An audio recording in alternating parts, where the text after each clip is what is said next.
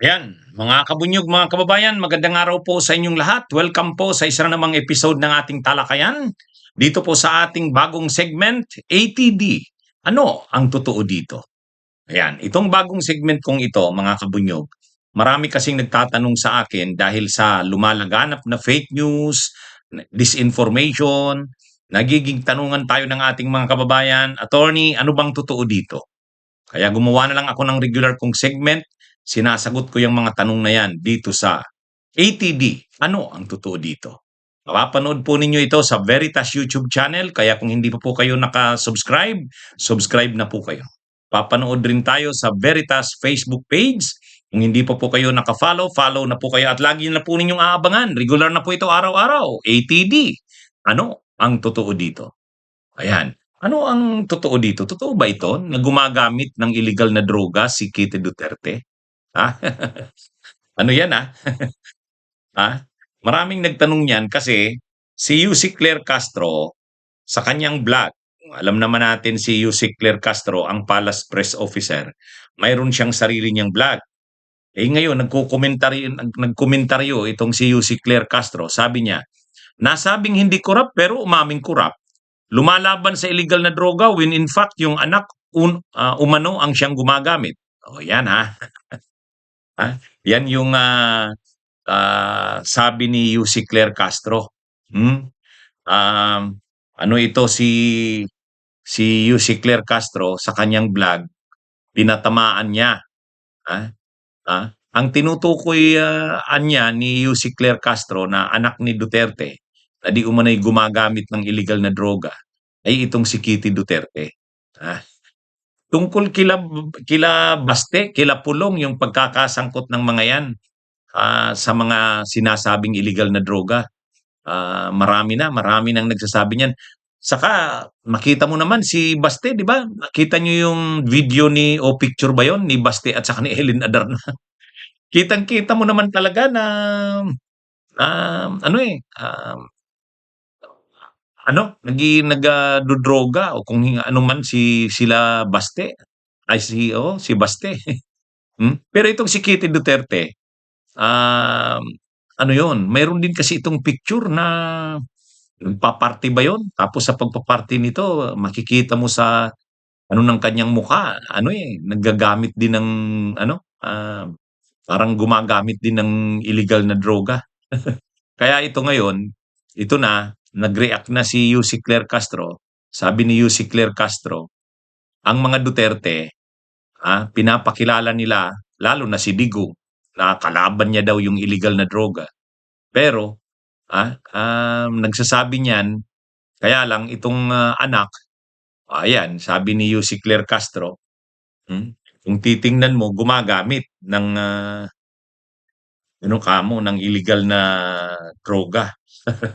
Kaya sabi ni Yusek Claire Castro, akala mo lang sila yung pamilya ay lumalaban sa paggamit ng pinagbabawal na gamot.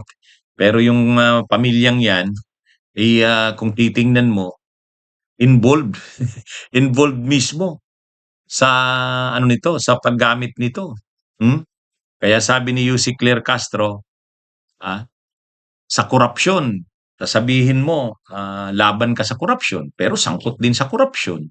Tapos dito naman sa illegal na droga, sasabihin mo, galit sila sa gamit ng ano, ng mga illegal na droga. Pero kita mo naman, itong mismong pamilyang ito ay sangkot din sa illegal na droga. Makikita mo ang may mga pictures, video sila Baste. Makikita mo naman sa reaksyon ng mga mukha nila. O itong si Kitty Duterte din, pinatutsadahan ni Yusek Claire Castro sa vlog niya. Ha? Ito yung anak ni Duterte dun kay Hanilet, ha? Ito yung bunso na anak ni Duterte sa ikalawang pamilya niya. Ay ito marami rin rin ito, party girl ito may mga pictures ito, may mga videos ito na lasing na, umiinom ng alak, kasama yung mga kaibigan. Oh. Pero mayroon din talaga itong picture na parang nagpa-pot session, eh. Kaya yun siguro yung tinutukoy ni ano, ni Yussi Claire Castro sa vlog niya. Ah, ano yun, parang yun yung pinapatutsadahan ni Yussi Claire Castro. May picture ito, eh, kasama yung mga kaibigan, ano na, lasing na at saka sa mukha makita mo hindi lang simpleng lasing, parang nagpa-pot session, eh. Yun yata yung, tinutukoy ni Yussi Claire Castro na kahit itong si Kitty Duterte ay, parang involved sa paggamit ng illegal na droga, ah. Kaya sa vlog niya, binira ito ni Yussi Claire Castro, hmm. Magsasabi kayo na anti-corruption, kayo rin corrupt. Magsasabi kayo na kontraan niya sa illegal na droga, pero involved din kayo sa illegal na droga. Hindi lang si ano, hindi lang sila baste. Ito pa, itong ano, itong, bunsong anak ni Duterte, ah, um, ano 'yan, pinapatutsadahan ni Yussi Claire Castro, sa kaniyang vlog, hmm. Wala pang reaksyon ang kampo ni Duterte, lalo na itong si Kitty Duterte. Walang reaksyon pa sa sinabi na 'yan ni Yussi Claire Castro, hmm. Kaya galit na galit ang mga DDS kay Yussi Claire Castro kasi talagang, binibira niya itong mga Duterte. Hindi niya pinapalampas. Talagang, ano 'yan, hmm, kung ang mga Duterte ay, grabe kung makabira sa kanila, sa Marcos, sa pamilya ni PBBM, ano, ayan ginagantihan din ni Yussi Claire Castro, binibira rin. Kaya itong si Yussi Claire Castro, ibang klaseng palace press officer ito, eh.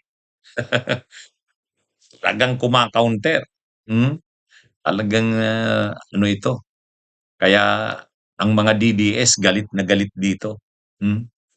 O ito, isa pang, isa pang issue na naging subject ng, komentaryo ni Yussi Claire Castro, itong si Amy Marcos.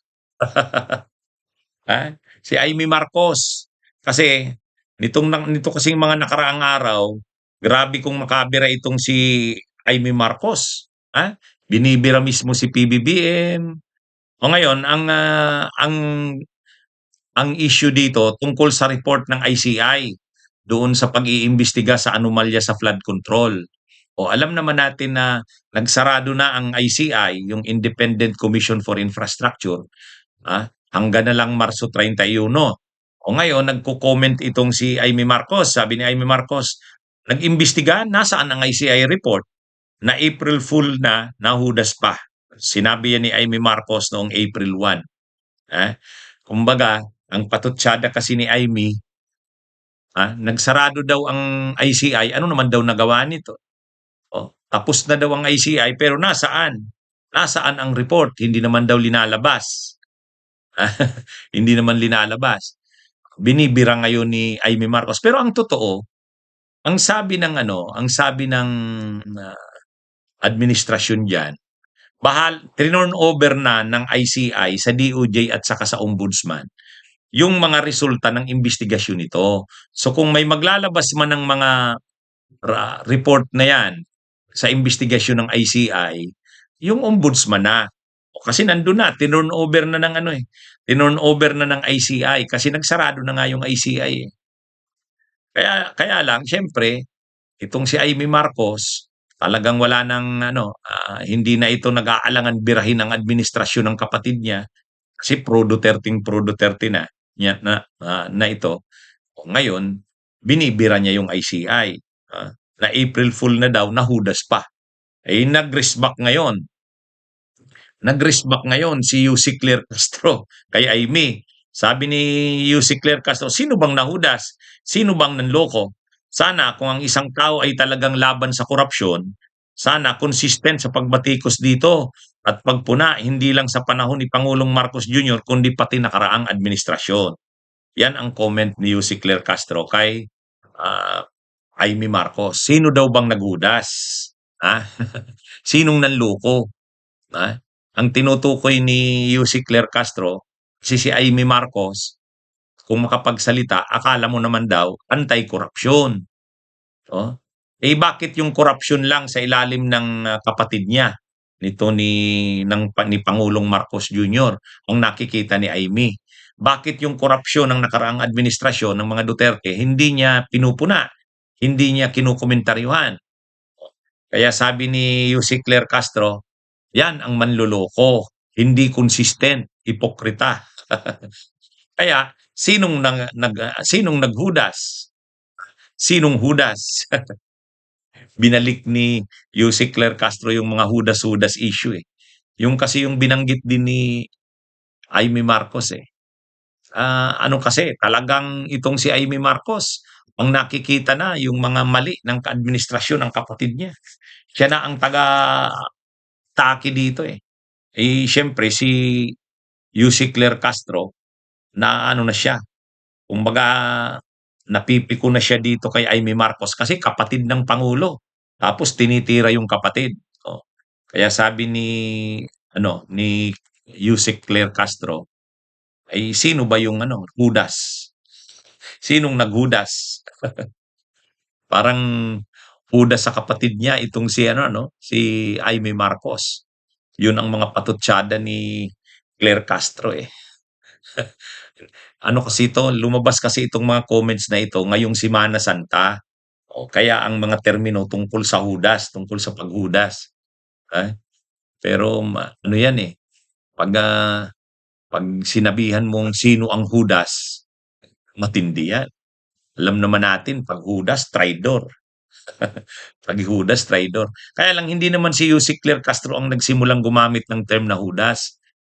Si Amy Marcos, sabi niya, sinong na ano dito, nahudas na nga, oh, na April Fool pa. Eh, ano ito, kaya yung mga wristback ni Yussi Claire Castro kay Amy, napupuno na rin. Oh, marami kasing mga linalabas ay mga sinasabi si Amy Marcos na matitindi rin eh. Masyado ng personal laban sa kapatid. Halimbawa, may mga pasuri-suri pa si Amy nitong week na ito. Sabi niya sorry sa kanyang tatay daw. Ah, kasi hindi niya raw nabantayan si Bongbong. Ang bilin daw kasi ng tatay niya, laging binibilin daw, bantayan si Bongbong, bahala na daw siya o kay Bongbong. Ay hindi niya raw nabantayan, kaya sorry daw sa kanyang. Doon pa lang nag-react na si Yussi Claire Castro niyan eh. Sabi ni Yussi Claire Castro, sino bang pasaway na dapat bantayan? Ha? Dinala pa sa issue ng marital issue siya ni Yussi Claire Castro. Sabi niya, sino ba ang nangagaw ng asawa? Oh, si sino ba ang hindi faithful sa asawa? Oh, si PBBM hanggang ngayon loyal sa asawa niya. Sino ba ang hindi loyal sa asawa? Alam naman natin. Kasi ang may record talaga ng pang-aagaw ng asawa ng iba, si Amy. Inagaw kay Aurora Piwan si Tommy Manutok. O, tapos ngayon, kinalaunan, naghiwalay din si Amy at saka si Tommy Manutok. May bago na naman si Amy. Kaya sabi ni Yussi Claire Castro, sino bang pasaway? Sino bang dapat bantayan? O tapos ngayon na naman, may komentaryo na naman si Amy tungkol na dito sa ICI, tungkol sa paghudas. O, ang comment na uli ni Yussi Claire Castro, sino bang hudas? Matindi, ano? Ah, O anyway, mga kabunyog, mga kabayan, itong si Arguta, Jack Arguta, ano ito, DDS. Ah, may ito, may disability pero ayaw kong komentaryo diyan. Bahala na yung iba talagang binibira yan ito naman kasing si Jack Arguta, may kapansanan na nga, payabang pa, mahambog. Ha? Ay hindi naman talaga kay ano na 'pag may kapansanan ka parang hindi ka na pero mayabang, sobrang yabang, sobrang hambog nito ni Jack Arguta. Eh, ngayon natakot. Bakit natakot? Eh, 'di ba mayroong lumalabas ngayon na balita na mga kinakalat na intriga. Sila Guanzo na naman yata nagkakalat niyan. Yung mga DDS, oo, nagkakalat sila na stage 4 na daw na colon cancer ang sakit ni PBBM o ng Pangulo. O malala na daw ang sakit nito. ah, yan kinakalat yan, oh, sa DDS yan yung kinakalat nila ngayon. Oh, dapat itong si Arguta, kasi promotor yan sa mga ganyan, dapat ikakalat niya na rin yan. Kaya lang sabi ni Arguta, "Ayaw ko nang ikalat yan, baka ipatawag na naman ako ng NBI." Ah, siya na rin ang ano, nagsabi na ayaw niya na raw ikalat yan kasi baka ipatawag na naman siya ng NBI. Ito kasing si Arguta, kinasuhan ito ng NBI, may kaso ito sa ano, may kaso ito sa DOJ. Kasi nga yung tungkol sa, medical report ng St. Luke's, yung tungkol sa report sa health status o health condition ng pangulo. Ay peke naman yun, peke yung, St. Luke, medical report. Kasi nakalagay doon, ah, grave o severe, malala ang sakit, kailangan ng operation ni PBBM umano. Nandun sa St. Luke medical report daw. Itong si Arguta yung nagkakalat, Kinalat niya, fake news yun. O ngayon, nakasuhan siya sa DOJ. Ano na yon? Preliminary investigation na. Malamang ang resolution nun, talagang kakasuhan ito sa korte, itong si Arguta. Tapos meron na naman ngayong lumalabas. Yan ngang tungkol sa ano, kinakalat rin ng mga DDS nila Guanzon na nangangamoy na daw St. Peter. Sabi ng ibang mga DDS naman, mayroong stage 4 colon cancer na, malala na daw. Pero si Arguta hindi na makapag-share. Ano na siya natatakot na siya. Sabi niya, ayaw ko nang i-share yan, baka ipatawag na naman ako ng ano yan, leksyon na sa kanya yan. Kasi itong mga DDS, pag may mga ganyan nga issue, talagang kinakalat kaagad nila. Ano yan, ha?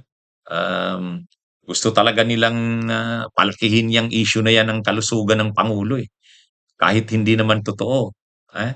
Tulad ngayon, ano na, may mga ano na nga, napatay na daw, patay na. Sabi, grabe, obsessed talaga sila sa issue na yan. Grabe itong mga DDS, itong si Jack Arguta, nag-ano na, pinigilan niya ng sarili niya na magkalat. Kasi nga, dati pasimuno na siya niyan. O ngayon, natakot na. Kasi kakasuhan na naman siya niyan.